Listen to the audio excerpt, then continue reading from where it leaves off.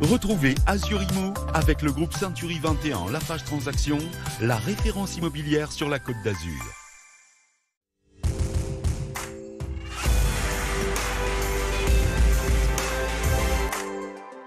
Bonjour et bienvenue sur BFM Nice Côte d'Azur. Nous sommes ensemble pour parler immobilier. Et aujourd'hui, c'est au DPE que nous allons nous intéresser ensemble.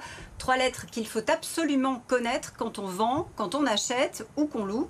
Parce que ces DPE, ces diagnostics de performance énergétique, ont encore évolué. Pour nous aider à mieux comprendre de quoi il s'agit, 2 experts sont à mes côtés aujourd'hui. Bonjour William Siksik. Bonjour. Merci d'être avec nous, coprésident de la FNAIM 06. Également avec nous Stéphane Gastaldi. Bonjour. Bonjour. Président de la commission administration de biens à la FNAIM 06. Je dis expert parce que la FNAIM, c'est 650 agences aujourd'hui dans le département, avec, je crois, en moyenne 30 000 ventes à l'année.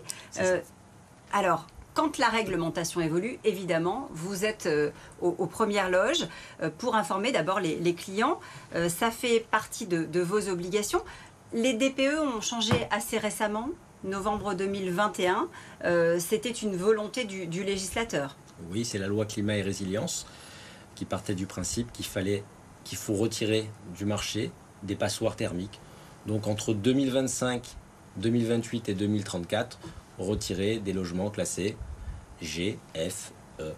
On pensait que ça allait concerner au départ 3 600 000 logements, et avec le nouveau DPE, on s'aperçoit que ça va plutôt être dans les 7 millions de logements. Qu'est-ce qui a changé, Stéphane Gastaldi? Pourquoi est-ce que ça va être plus compliqué? Alors, il y a 2 aspects. Le premier aspect, c'est la partie technique. Donc, le logiciel, si vous voulez, pour établir un DPE a changé avec un nouvel algorithme. Donc, on ne va pas rentrer dans le détail, mais il y a plus de choses qui sont prises en compte.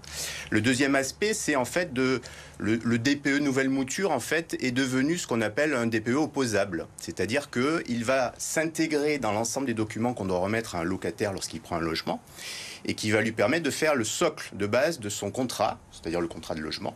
Et donc, le locataire pourra ensuite argumenter s'il trouve une anomalie dans son DPE, puisqu'aujourd'hui, il est opposable. Avant, c'était purement un titre d'information. Et j'ai des locataires qui commencent à être un petit peu plus regardants et qui vont s'orienter plus vers les logements mieux classés que les logements dégradés. Alors, ces documents, qui est-ce qui les fournit? C'est le propriétaire, celui qui vend? Est-ce que c'est l'agence? Qui est-ce qui doit contacter le diagnostiqueur? Est-ce que c'est vous? Ça peut être nous, ça peut être l'agence, ça peut être le propriétaire directement. Donc nous, bien évidemment, on peut lui en proposer. C'est important de l'avoir avant la mise en vente, mais c'est aussi important, nous on les fait refaire dès qu'il y a une sortie de locataire pour pouvoir renseigner au mieux effectivement notre bailleur, pour lui dire, bon, là vous êtes classé E, F, G, il y a un audit qu'il va falloir réaliser avec des entreprises agréées, RGE, reconnaissance garante de l'environnement.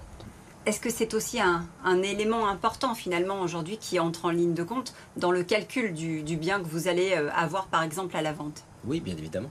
Alors, en fait, de manière très pratique, jusqu'à présent, un locataire, il s'intéressait d'abord au loyer. Oui. Il va payer, ensuite aux charges dans la copropriété. Aujourd'hui, donc, dans ce DPE, on va faire apparaître en fait une variable qui est la consommation d'énergie sur le logement sur l'année. Donc en fait, ça lui permet d'intégrer du coup dans son pouvoir d'achat global un autre critère qu'il ne maîtrisait pas auparavant. Et donc il va pouvoir connaître en fait l'ensemble des dépenses qu'il va avoir sur ce logement. Si ma maison est mal isolée, que je ne fais pas de travaux, moi propriétaire, je prends le risque de voir mon bien dévaluer clairement aujourd'hui? Tout à fait. Par contre, si vous êtes en E, en F et en G, entre 2025 et 2034, vous ne pourrez plus louer votre logement en logement longue durée.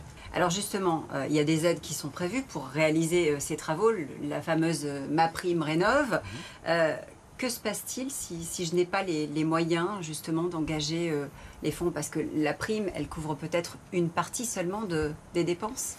Alors, il y a tout un spectre des aides que l'État a mis en place. Donc, il faut analyser en détail. Justement, quand vous allez avoir affaire à un professionnel FNAIM, nous avons eu la formation qui nous permet d'appréhender un petit peu l'ensemble des aides que le gouvernement propose. Donc, flécher, aider les personnes. Aider nos clients pour aller vers les solutions qui sont le mieux adaptées à la situation. Mais avant toute chose, puisque c'est pas tout de prévoir les dépenses, il faut d'abord faire un audit, en fait, pour bien comprendre ce qui se passe. Dans chaque logement, on va avoir des logements avec un DPE dégradé, c'est-à-dire que c'est une passoire énergétique. Mais ça va il va y avoir des variables différentes. Ça peut être un coup la toiture qui est mal isolée, ça peut être les vitrages qui sont déficients, ça peut être les murs qui sont mal isolés, ça peut être la VMC. Donc nous n'avons pas les compétences, nous, en tant que professionnels de l'immobilier. C'est un diagnostiqueur et un audit énergétique qui doit mettre en avant et accompagner le client pour trouver les solutions qui peuvent des fois être à moindre coût et apporter une amélioration de la classe énergétique. Ça vous est déjà arrivé, William, de vous retrouver dans ce cas concret, d'arriver chez quelqu'un qui voudrait vendre son bien, mais qui n'est pas en mesure justement de pouvoir le vendre en l'état sans faire les travaux? Pour la vente, non. Parce que pour la vente, on n'a pas de problème. C'est surtout pour la mise en location.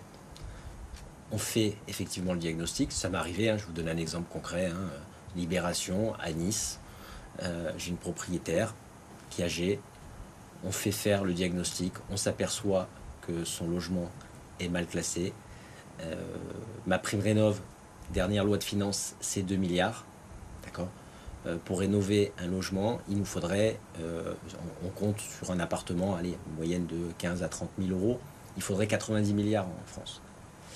Bien évidemment, elle n'a pas les moyens de réaliser les travaux. Donc on va essayer de trouver d'autres solutions. Ce qui est dommage, c'est que là, on va retirer des logements du marché pour nos actifs, pour la location. Et si je peux me permettre, ça concerne que la location longue durée.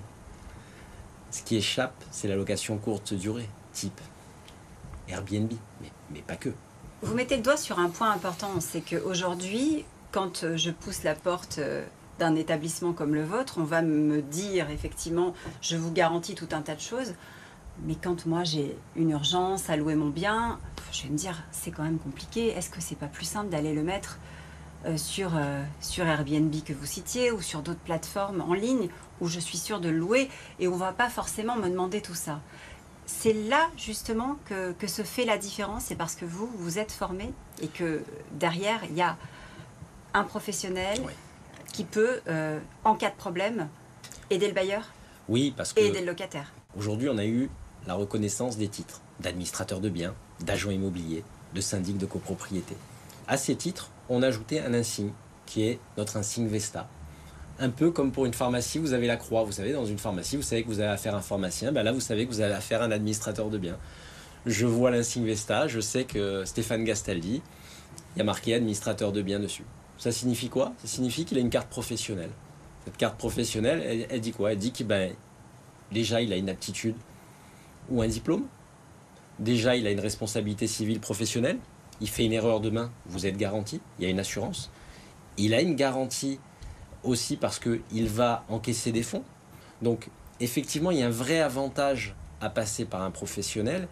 Et puis, on a 42 heures de formation obligatoire. La carte professionnelle, elle n'est pas donnée à vie.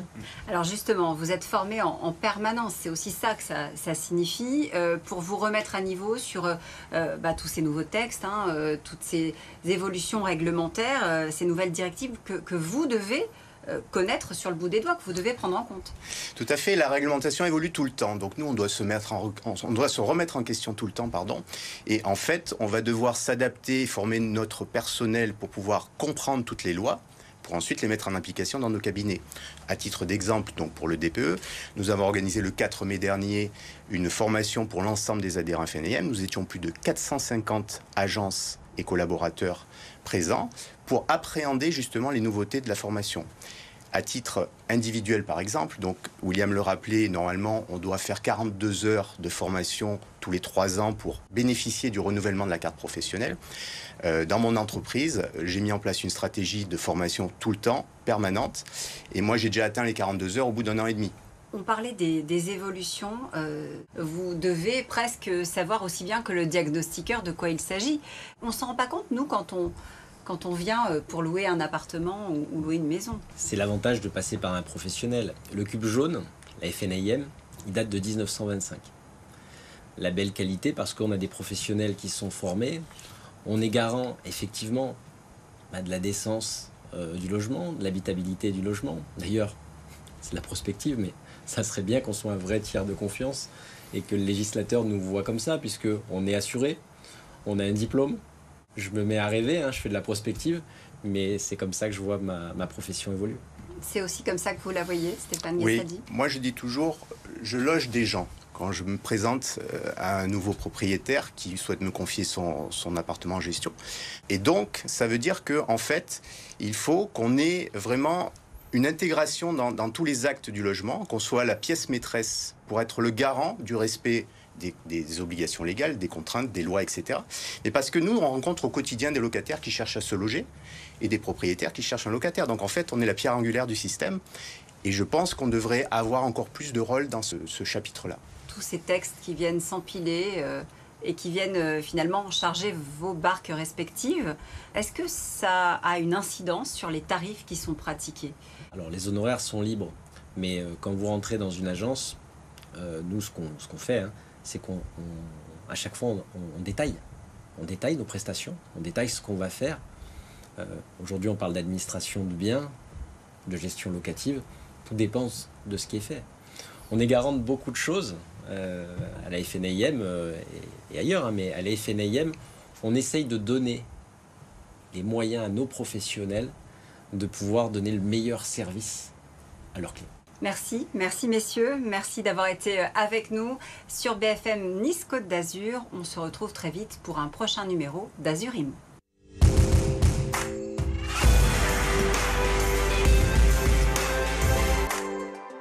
C'était Azur Immo avec le groupe Century 21 Lafarge Transactions, la référence immobilière sur la Côte d'Azur.